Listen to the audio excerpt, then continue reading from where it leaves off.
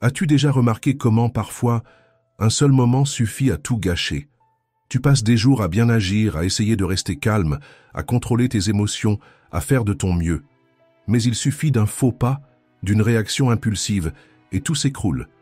La paix disparaît, le contrôle t'échappe, et tu as l'impression de régresser à nouveau. Mais tu n'es pas ta dernière réaction, et tu n'as plus besoin de vivre en mode automatique, à te saboter toujours de la même manière. Le stoïcisme montre une issue. Il t'apprend à regarder tes émotions sans peur, à traverser ce que tu ressens avec fermeté et à garder le cap, même quand tout autour de toi semble s'effondrer. Et c'est exactement ce que tu vas apprendre ici. 9 leçons pratiques pour renforcer ton esprit, retrouver de la clarté et répondre à la vie avec plus de présence, et non plus par impulsion. Cela vaut pour les grands moments de difficulté, mais aussi pour les petits tests du quotidien. Une critique qui te prend de court, une conversation tendue, ou cet instant de pression où tout dépend de ta posture. Si tu es prêt à faire ce changement, écris dans les commentaires « Aujourd'hui, rien ne m'atteint, je suis stoïque ». Parce que lorsque tu fortifies ton esprit, même le chaos perd de sa force. On commence. 1. Apprends à ressentir sans te noyer. Tout ce que tu ressens ne doit pas forcément devenir une action, et toute émotion ne mérite pas d'être suivie. Et c'est précisément là que commence le pouvoir de la distanciation émotionnelle. Les stoïciens ne voulaient pas que tu réprimes ce que tu ressens. Ils savaient que les émotions font naturellement partie de l'expérience humaine, mais ils savaient aussi que, si tu n'apprends pas à les observer avec clarté, elles prennent le contrôle de ton comportement et t'éloignent de ton essence. T'est-il déjà arrivé d'être submergé par la colère au point de dire quelque chose que tu as ensuite regretté, ou d'être paralysé par la peur alors que tu savais que tu devais agir? L'émotion arrive comme un coup de vent violent, intense, désorganisé, urgent. Et si tu n'es pas attentif, elle prend le volant. Pratiquer la distanciation émotionnelle, c'est apprendre à faire un pas en arrière, à l'intérieur de toi. C'est sortir de l'œil du cyclone et te placer dans la position d'observateur de ton propre esprit. Marc Aurèle le décrivait parfaitement. Observe les émotions comme des nuages qui passent dans le ciel de ton esprit. Tu les vois, tu reconnais qu'elles sont là, mais tu comprends qu'aucune d'elles n'est permanente. Et plus importante encore, aucune ne définit qui tu es. Imagine-toi au cœur d'un conflit. La colère monte, ton orgueil est blessé, l'impulsion grandit. À ce moment-là, au lieu de réagir automatiquement, tu inspires profondément et tu te demandes « Qu'est-ce que je ressens exactement, là, maintenant ?» Tu nommes l'émotion, sans la juger, sans la nier, et seulement ensuite, tu choisis comment agir. Dans ce bref instant, tu cesses d'être gouverné par la situation, et tu reprends le contrôle. La tristesse peut venir, mais tu ne te noies pas. La peur peut frapper, mais tu continues d'avancer. La colère peut hurler, mais c'est toi qui choisis le ton de ta réponse. Cette capacité ne naît pas du jour au lendemain. Elle se construit dans les petits instants. Quand quelqu'un te parle avec agressivité et que tu choisis le silence. Quand quelque chose tourne mal et qu'au lieu de blâmer le monde, tu respires et tu réorganises. Ou quand tu te sens sous pression, mais que tu gardes malgré tout une posture ferme et sereine. Et cela ne te rend pas froid, cela te rend présent. Parce qu'en pratiquant la distanciation émotionnelle, tu commences à voir les choses telles qu'elles sont, et non telles que ton esprit tente de les déformer dans les moments de tension. Tu cesses d'être une marionnette de tes sentiments et tu deviens l'auteur de tes actions. Tu t'éloignes de l'impulsion et tu te rapproches de la sagesse. Tu réponds avec maturité et tu évites les regrets qui viennent après l'explosion. Fais ce test cette semaine. Lorsque quelque chose te touche, ne te demande pas seulement « qu'est-ce que je ressens ?», mais aussi « est-ce que cette émotion reflète la réalité ? Ou est-ce une interprétation exagérée de mon esprit ?» Cette question est un portail. Elle t'ouvre un état de présence, de conscience, d'équilibre. Parce que, comme l'enseignaient les stoïciens, se détacher de l'émotion, ce n'est pas se détacher de la vie. C'est la façon la plus sage et la plus authentique de la vivre, avec force, clarté et liberté. 2. Maîtrise ta réaction avant toute action. Pour les stoïciens, contrôler sa propre réaction n'est pas une astuce mentale, mais une forme de respect envers soi-même. Parce que lorsque tu réagis sous l'impulsion, c'est le monde extérieur qui dicte ton état intérieur. Mais lorsque tu choisis ta réponse, C'est toi qui décides de la direction de ta propre vie. Et la vérité est simple, n'importe qui peut garder son calme quand tout va bien. Mais la vraie vie, ce n'est pas le calme, c'est les défis inattendus, les paroles blessantes, les journées où tout semble aller de travers. C'est là que ta force commence à être testée, non pas par l'absence d'émotions, mais par la façon dont tu choisis de les gérer. Imagine la scène. Quelqu'un te provoque, te manque de respect, te juge sans connaître ton histoire. Ton corps se crispe, ton esprit se tend, et tout en toi réclame une réaction. C'est à ce moment-là que tu as un choix, répéter le cycle ou le briser. La plupart des gens, face à un problème ou une provocation, sont fiers de répondre tout de suite, mais ne réalisent pas qu'en faisant cela, ils remettent leur équilibre entre les mains des autres. Maîtriser sa réaction ne signifie pas étouffer ce que tu ressens, mais ressentir pleinement. La colère, la peur, l'anxiété, l'orgueil, et malgré tout, ne pas laisser ces émotions décider à ta place. Comme le disait Sénèque, si tu es dominé par la colère, même si tu as raison, tu as déjà perdu. Parce que lorsque l'émotion crie trop fort, la clarté se tait. La maturité commence quand tu apprends à faire une pause. Pas pour fuir, mais pour te protéger de décisions qui pourraient te coûter ta paix. Cette pause n'a pas besoin d'être longue. Parfois, 3 secondes suffisent. 3 secondes pour respirer, te repositionner et choisir une réponse que tu ne regretteras pas plus tard. Et ce choix change le cours de la conversation, le ton de ta voix, la manière dont tu te perçois, la façon dont tu interprètes chaque situation. Parce qu'à chaque fois que tu maîtrises ta propre réaction, tu te rappelles à toi-même « Je suis aux commandes. Je suis maître de moi-même. » Au début, cela peut te sembler étrange. Il y aura des jours où l'impulsion sera plus forte. Mais avec le temps, tu comprendras que la véritable force ne réside pas dans la rapidité de la réaction, mais dans sa justesse. Tu cesseras de te justifier pour tout, de t'impliquer dans des conflits stériles, de gaspiller ton énergie pour ce qui ne te construit pas. Tu comprendras que garder ton centre n'est pas une faiblesse. C'est la preuve que tu n'as rien à prouver et que ta paix vaut bien plus que de gagner une dispute. La prochaine fois que tu sens la colère monter, souviens-toi, tu n'es pas obligé de répondre sur le même ton. Tu peux respirer, tu peux réfléchir, tu peux choisir, et c'est dans ce choix que réside ta véritable force. 3. Concentre-toi uniquement sur ce qui dépend de toi. Une grande partie de ton anxiété vient de cette habitude de vouloir contrôler ce qui n'a jamais été entre tes mains. Le comportement des autres, le résultat d'un projet, la reconnaissance qui n'arrive jamais, l'opinion des gens, l'avenir incertain. Tu essaies d'anticiper, d'éviter, d'ajuster tout, comme si la vie obéissait à tes calculs, mais elle n'obéit pas. Et c'est là que commence la souffrance. Tu t'épuises à essayer de changer l'incontrôlable et tu négliges justement ce que tu peux transformer, toi-même. La philosophie stoïcienne nous invite à poser une question essentielle face à n'importe quelle situation. Qu'est-ce qui, ici, dépend uniquement de moi? Cela peut sembler simple, mais cette question a le pouvoir de te libérer. Parce que lorsque tu diriges ton énergie vers ce qui est à ta portée, ton esprit cesse de lutter contre la réalité et commence à agir avec clarté. Tu ne peux pas contrôler comment quelqu'un va te traiter, mais tu peux contrôler ta façon de réagir. Tu ne peux pas effacer ce qui s'est passé hier, mais tu peux choisir comment agir aujourd'hui. Tu ne peux forcer personne à reconnaître ta valeur, mais tu peux préserver ta dignité, même face au silence ou au rejet. Comme le disait Épictète, ce ne sont pas les événements qui nous troublent, mais le jugement que nous portons sur eux. Le monde extérieur est imprévisible, mais le monde intérieur peut être entraîné, et c'est cette distinction qui transforme ton état d'esprit. Concrètement, tu commences à vivre plus légèrement. Face à un problème, tu n'entres pas en panique, tu observes.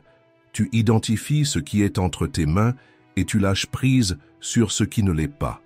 Et cela, ce n'est pas de la passivité, c'est de la sagesse.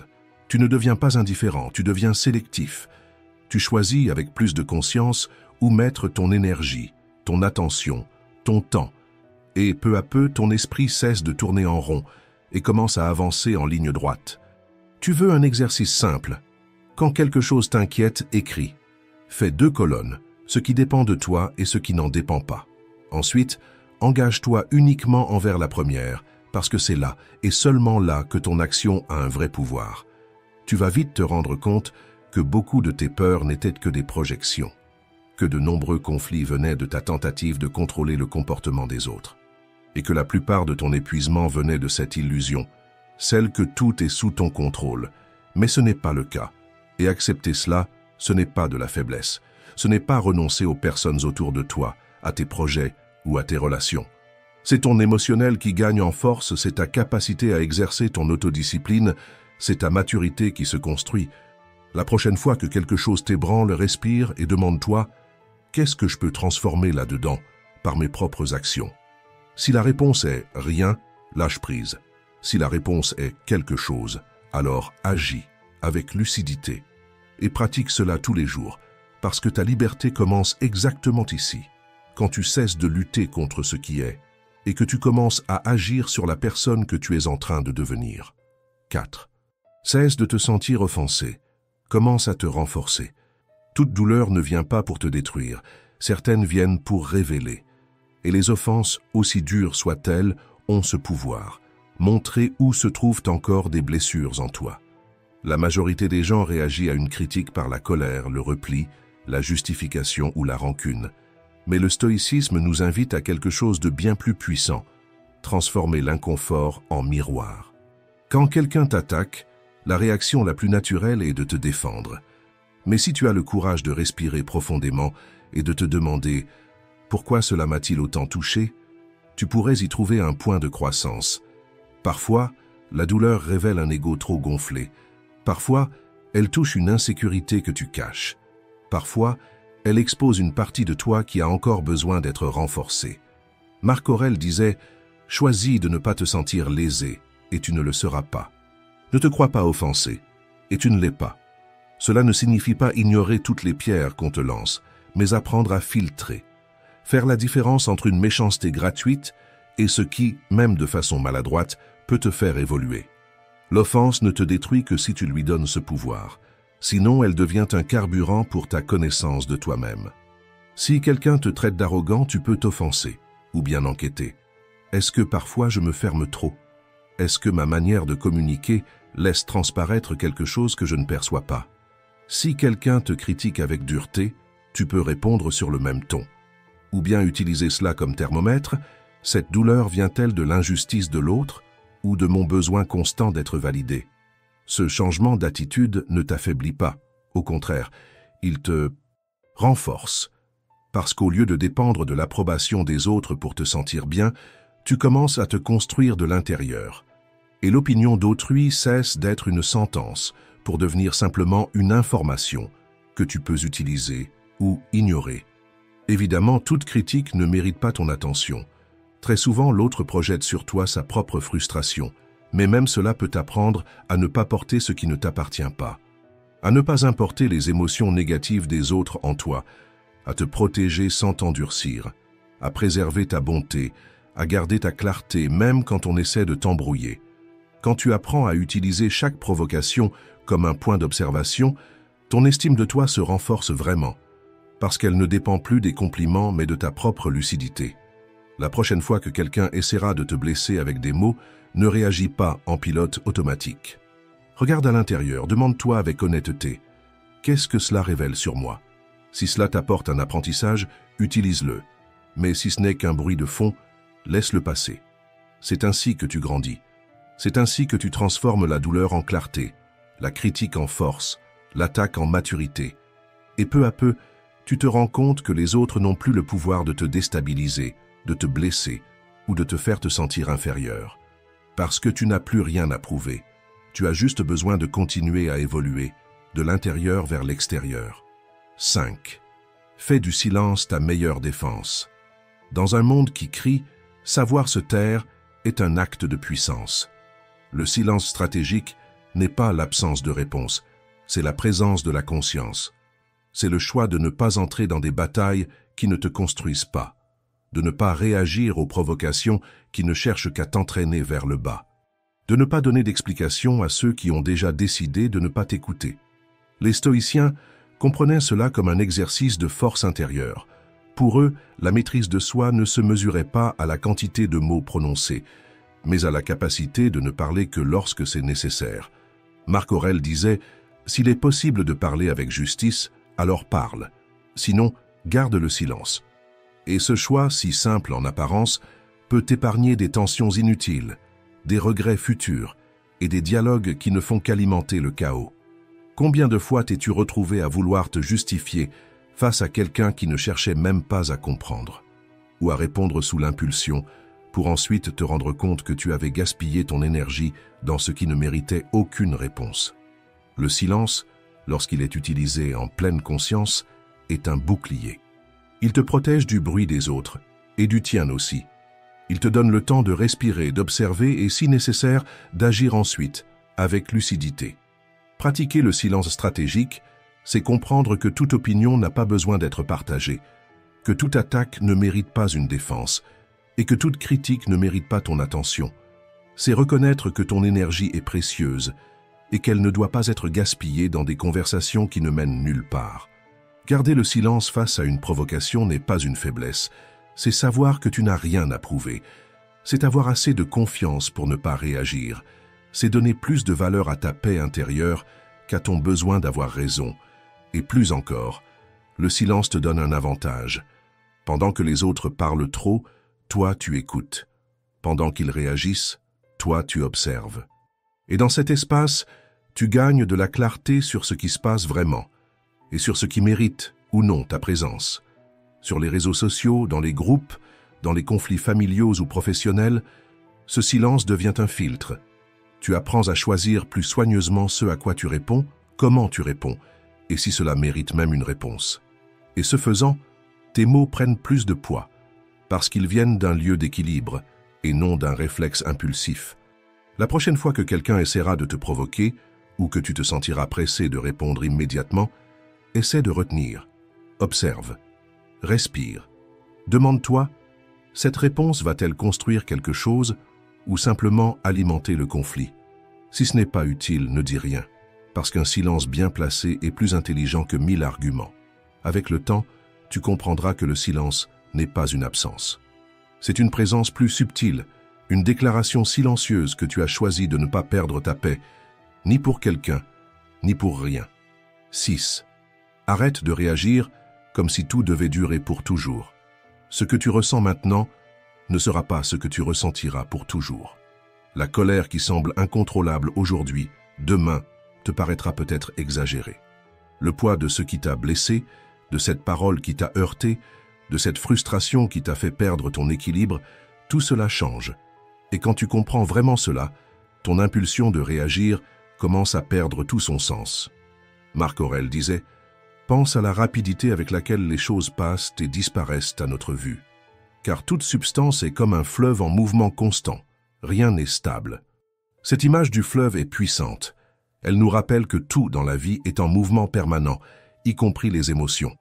Souvent, nous réagissons comme si tout était définitif, comme si cette offense était impardonnable, comme si cette erreur était irréversible, comme si cette situation allait durer pour toujours. Mais ce n'est pas le cas. La vie est faite de cycles. Des phases commencent et se terminent sans te demander la permission. Et si tu n'apprends pas à regarder cela avec clarté, tu vas t'accrocher à ce qui est déjà en train de partir, ou paniquer face à ce qui n'est même pas encore arrivé. Le déséquilibre émotionnel, dans ces moments-là, coûte cher.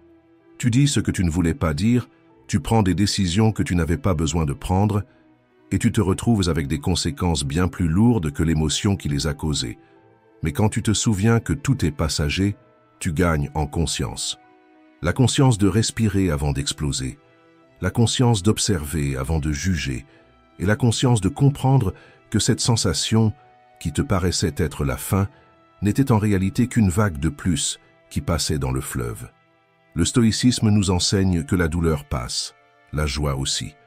Et c'est pour cela que l'équilibre ne réside pas dans le fait d'éviter ce que tu ressens, mais dans le fait de ne t'attacher à rien comme si c'était éternel. Rappelle-toi, ton esprit change, ton corps change, les gens changent, et la vie change sans cesse.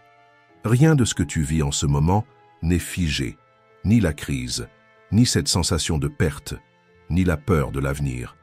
Et quand tu comprends cela profondément, ton attachement au contrôle diminue, ta peur diminue et ta réactivité diminue aussi. Tu commences à vivre avec plus de paix, Non pas parce que le monde extérieur est devenu plus prévisible, mais parce que tu as cessé d'exiger que tout soit permanent. Tu as cessé de te battre contre le courant et tu as commencé à avancer avec lui. La prochaine fois que quelque chose t'ébranlera, souviens-toi, cette émotion va passer, cette tension va passer, ce jour aussi va passer. Mais ce que tu feras avec lui, ce que tu choisiras de nourrir, cela, oui, peut rester comme apprentissage ou comme regret. Choisis avec conscience. 7. Place ton âme en priorité. Prends-tu soin de ton esprit avec la même dévotion que tu accordes à ton corps? Ou tu ne penses à ta santé mentale que lorsque tu es déjà au bord de l'effondrement? Pour les stoïciens, prendre soin de l'esprit était aussi essentiel que respirer. Ils savaient que le monde extérieur est instable, chaotique, imprévisible, mais que le monde intérieur peut être cultivé, renforcé, entraîné. Et que sans ce soin quotidien, tu deviens fragile face à la moindre tempête. Le soin mental n'est pas un luxe, c'est une discipline. C'est ce qui te permet de répondre avec calme quand tout autour de toi semble hors de contrôle. C'est ce qui empêche ton esprit d'être kidnappé par des pensées négatives, des pressions extérieures ou des exigences intérieures qui n'ont plus aucun sens. Marc Aurèle écrivait tous les jours, non pas pour être lu, mais pour se comprendre lui-même. Il réfléchissait à ses erreurs, évaluait ses émotions et renforçait ses principes comme un guerrier qui aiguise son épée avant la bataille. Tu peux faire la même chose. Réserver quelques minutes par jour pour observer ce que tu penses. Questionner ce qui t'inquiète, filtrer ce qui te nourrit et relâcher ce qui t'empoisonne. Le soin mental, c'est ça. Apprendre à fermer la porte aux pensées inutiles, respirer profondément au milieu de la précipitation, créer de petites pauses pour recharger l'esprit et retrouver ton équilibre. C'est aussi mieux choisir les personnes que tu fréquentes, ce que tu consommes, à quelle voix tu donnes de l'espace dans ta tête. Il ne s'agit pas de vivre isolé, mais de protéger ton espace intérieur comme on protège quelque chose de sacré. Tu veux une habitude simple mais puissante? Chaque jour ne serait-ce qu'un paragraphe écrit sur ce que tu as ressenti, ce que tu as appris ou tu as trébuché et ce que tu veux améliorer. C'est un exercice personnel, un exercice pour réfléchir encore et encore aux questions importantes, pour te souvenir de tes schémas, de tes objectifs, pour revoir les situations où tu n'as pas agi selon tes valeurs et apprendre à formuler tes pensées de mieux en mieux. Ce journal devient un miroir et avec le temps, il te montre à quel point tu avances, même quand tu as l'impression de stagner. Évite aussi de te surcharger d'informations. Trop de nouvelles, trop de réseaux, trop de voix, tout cela pèse sur ton esprit. Crée des moments de silence, de réflexion. Ton esprit a besoin d'espace pour respirer. Et tu mérites cette paix. Au fond, prendre soin de sa santé mentale est un acte de courage.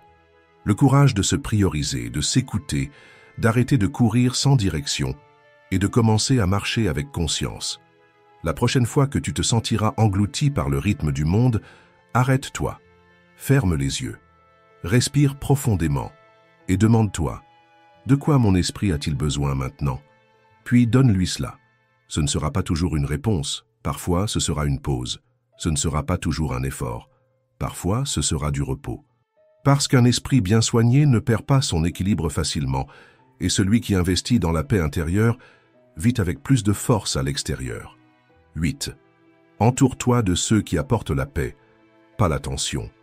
Tu peux avoir l'esprit le mieux entraîné du monde, mais si tu vis entouré de voix chaotiques, ton équilibre ne tiendra pas longtemps.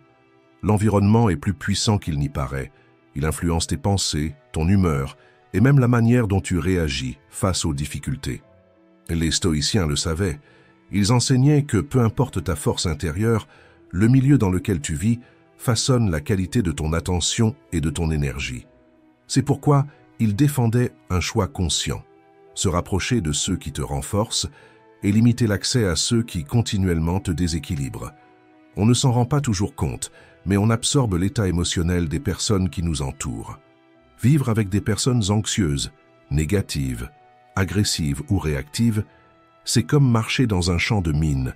Tu ne sais jamais quand tu devras te défendre. Et vivre sur la défensive, petit à petit, épuise ta paix.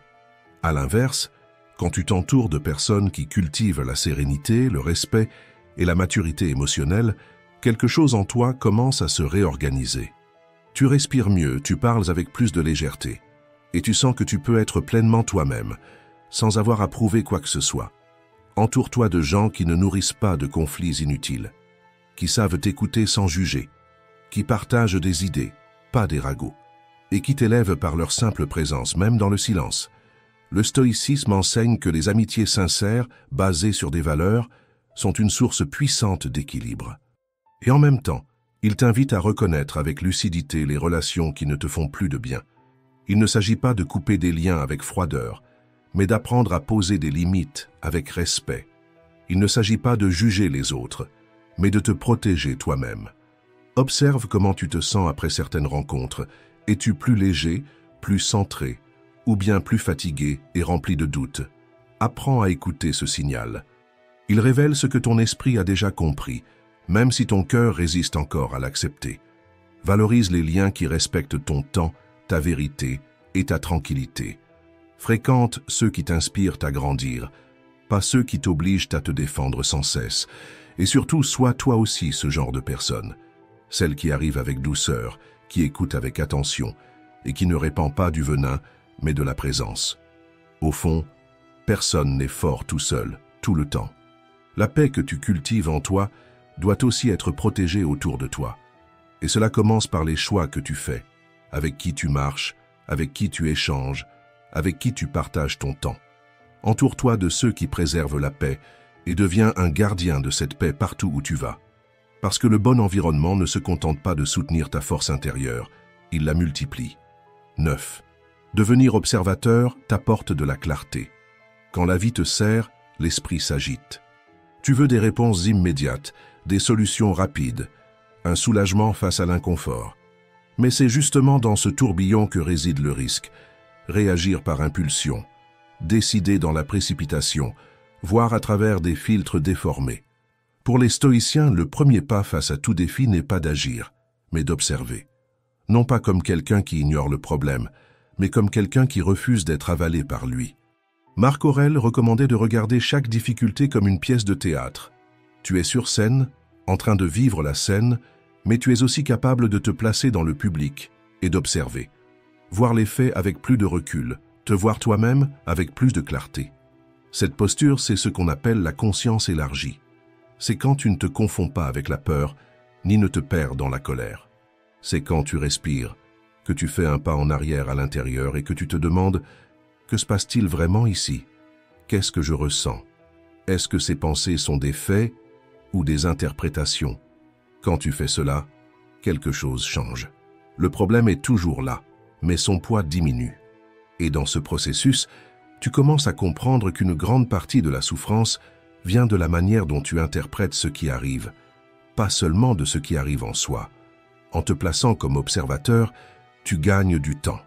Du temps pour réfléchir, pour comprendre, pour agir avec sagesse au lieu de précipitation. Et avec ce temps, vient aussi la lucidité de reconnaître ce qui est entre tes mains et ce qui doit simplement être accepté. Tu arrêtes d'essayer de tout contrôler et tu commences à mieux choisir tes batailles. Tu cesses de prendre des décisions juste pour soulager l'inconfort du moment et tu commences à décider en fonction de ce qui compte vraiment. Cette pratique est simple mais puissante. La prochaine fois que quelque chose te frustre, avant de réagir, fais une pause. Imagine que tu es en train de t'observer de l'extérieur. Observe ta posture, tes pensées, ta respiration. Regarde la scène comme si tu conseillais un ami, et non comme si tu étais en train d'être attaqué. Ce changement de perspective apporte du calme, enlève le poids du drame et ouvre un espace pour des solutions plus intelligentes, des réponses plus alignées avec tes valeurs. Parce qu'il est facile de se perdre quand on est au cœur de la tempête. Ce qui est difficile et grand, c'est de réussir à élever son niveau de conscience au milieu de la douleur. Celui qui y parvient ne vit pas dans la réactivité. Il vit éveillé. Il ne se laisse pas traîner par ses émotions, mais avance avec plus de légèreté intérieure. Et même quand tout semble flou, il parvient encore à voir où il peut grandir. J'espère que cette vidéo t'a aidé à renforcer ton esprit, à vivre avec plus de conscience et à te reconnecter avec ce qu'il y a de meilleur en toi. Si tu es arrivé jusqu'ici, écris en commentaire « Courage stoïque ». Abonne-toi, mets un like, laisse un commentaire et partage cette vidéo avec quelqu'un qui a besoin d'entendre cela. Merci de ton écoute.